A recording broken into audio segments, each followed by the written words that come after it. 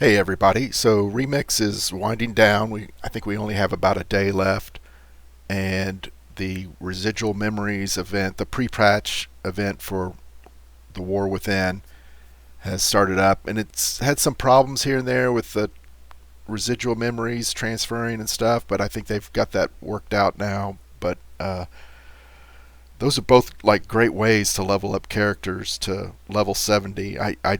I've done a couple of my characters I haven't messed with in a while. I've got those leveled up to 70 and bought some gear, bought all the transmogs I could, and I think I'm sitting on about 100,000 residual memories at the moment. But anyway, if you've got a character that you're wanting to get leveled up, that's probably a great way to go. Ideally, I think if you can get to like Searing Gorge or Dragon Blight or whatever, if they're too low to be able to use the Hearthstone toy for Dalaran, then yeah, go to one of those places, like Dustwallow Marsh, probably if you're Horde, and then just take the port over to Dalaran. You can kind of set your Hearthstone there and uh, get started. So anyway, looking at sales this week, so I've got a little thing, notable sales. So I've got a list here. These top ones here, you can see that this drops from consumption in Korthia. I've had it for a while. I've known it, and probably somebody may have bought it and is relisting it much higher. So good luck to them if that's the case. And then a couple weeks ago, I was running Tomb of Sargeras and got several BOEs and managed to sell them. So actually, all three of these are from Tomb of Sargeras. So not bad. Maybe somebody bought them to resell them. No, probably not. But who knows? There's a pattern. There's a person, an NPC in Silithis, and a lot of times part of this War Within pre-patch, you'll get a like a scroll or something to port you to Silithis, and if you're in the old time version of it, you'll end up at Zenormi, and I think just behind there, I could probably bring it up on the map, but I would probably look it up on Wowhead. But there's just a leatherworking person there. You could go check them to see if they have like a pattern, this pattern. And I would also say that when I was first starting out with World of Warcraft, the way I would kind of make gold is I would go out and buy patterns or recipes or whatever from NPCs, and then basically go and resell those. And I did a lot of it with cooking recipes because people were always trying to either level up their cooking, and you kind of needed like a certain recipe from some vendor, so they would just actually go to the auction house and buy it and stuff. And at the time, I probably wasn't making nearly that much gold with it, but comparatively, but you know, it's still probably something you could do. And if you have enough characters now that you know that are can travel around, or you could maybe just leave them at a vendor and an NPC, and pick up some of these things. So other than that, so this is just the transmog sales. So there's some interesting ones here. I saw this one. Somebody's listing that for 50K, which just seems insane. I may look to see look at the name who bought it and see who's listing it to see if anything. And then just speaking of vendors, there is a vendor like the Stormwind doublet. There's vendors.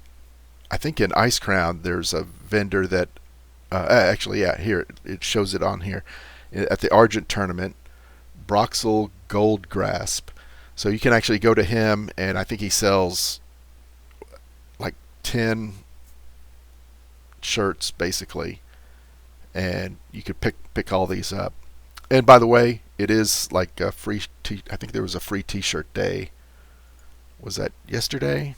Yeah, or sorry, Friday, I noticed. So I imagine there's going to be a lot of t-shirts on the auction house that are really cheap that you might pick up. Not t-shirts, but shirts. So anyway, yeah, we don't.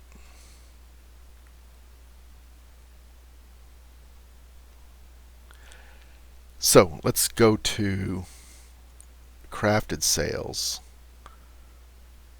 So I wanted to also have this list here.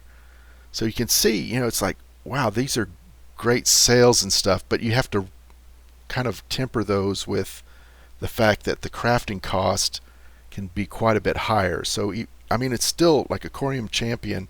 I still made about 30k on that, which is great. I didn't list the Enchanted Thorium breastplate, which isn't too bad to create, but not everybody can make it because it was like early on in the game and they haven't added it back in. So, and I think it looks like I'm the only person selling it, so which doesn't hurt, to have a monopoly. Anyway, but I wanted to list a few of these and just so you're aware that not sales don't always necessarily mean profit. So, and especially with this Sulfuron Hammer. So a while back, I guess a couple people, I think it's part of an achievement to craft a Sulfuron Hammer. So I think there's people that are crafting it, then they're listing it for like 30k, and you can see my smart average buy is 29,749. So I think I bought two or three or four of them the other day for about 30k each, and then ended up selling a couple. And I made a small profit probably, but now the crafting cost is still like 32k, a little over 32k. So I pretty much sold them at crafting cost, and that was just to get them out of my bag. I was getting a little worried too that you might have a lot more people crafting these just to keep up, but then somebody bought out the others that were there and bumped up the price. Let's see, Rhinestone sunglasses I sold a couple of those. Yeah, they're down here a little bit.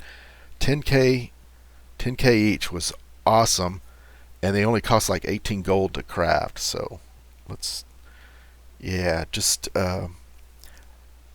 and I went ahead and crafted a bunch more of them just to make sure that I'm always like listing some on the auction house. Flaming loop, where is that? Let's go back to. Okay, well, before I go there, let's go. I'm going to just page through the totals here just so you can kind of see what's selling, and feel free to pause the video. So if you want to kind of capture what's listed here, it's like to get some ideas of what to sell. That's always good. Haliscan, I need to restock those. Anyway, let's go to the higher price stuff. So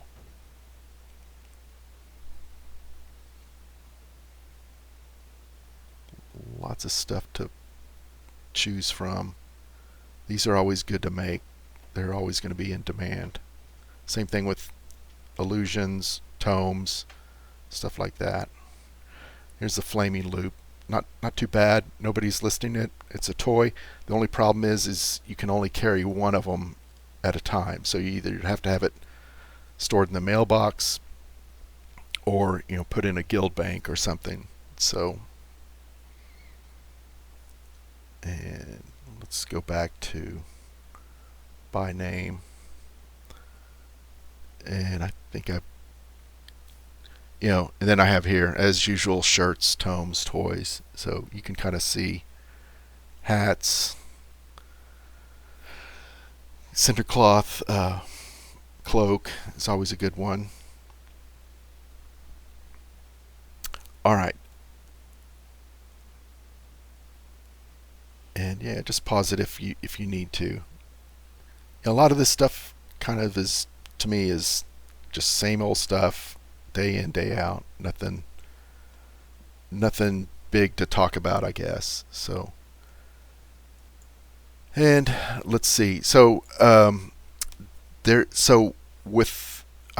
playing around with some of the older characters I have that I leveled a little bit on older realms and looking in their banks and stuff.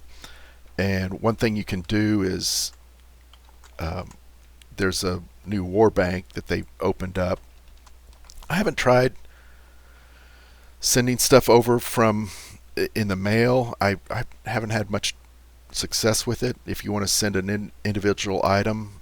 But if you wanted to transfer something over to a character on another realm, you can easily do it with the warbank. You just put it in the warbank, log into that other character, and then just pull it out of there. And that's all there is to it. You just have to have enough room in it. And warbank is pretty nice. I've filled it up pretty good, but I'm probably somewhat of a frugal person, so I haven't bothered to purchase this 4th tab yet, and I think the 5th tab is like 2.5 million gold. It just seems a little bit ridiculous, but anyway. And then lastly, I think TSM's been working pretty good. The only issue that I've been running into is when I go to restock, and I can show you the error here real quick. Well, I can show you the error. It may take a little bit. Anyway, I've got it here. This is what it's going to do. It's going to say a bad argument right here. If I can get it to work. If it works, that's great. So restock. It happens on blacksmithing. Let me try tailoring.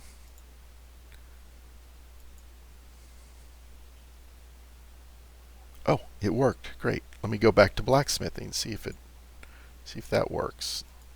So if it's a problem with blacksmithing, I might be able to trace it down to figure out what's going on. And it could be that I have a custom string of some kind that, and I have a lot of custom strings, so it could be just doing something really wacky that it's coming back with a null value that is throwing in. So I'll use a little bit of my programming skill to maybe figure out what's going on here. So anyway, that is it for this week.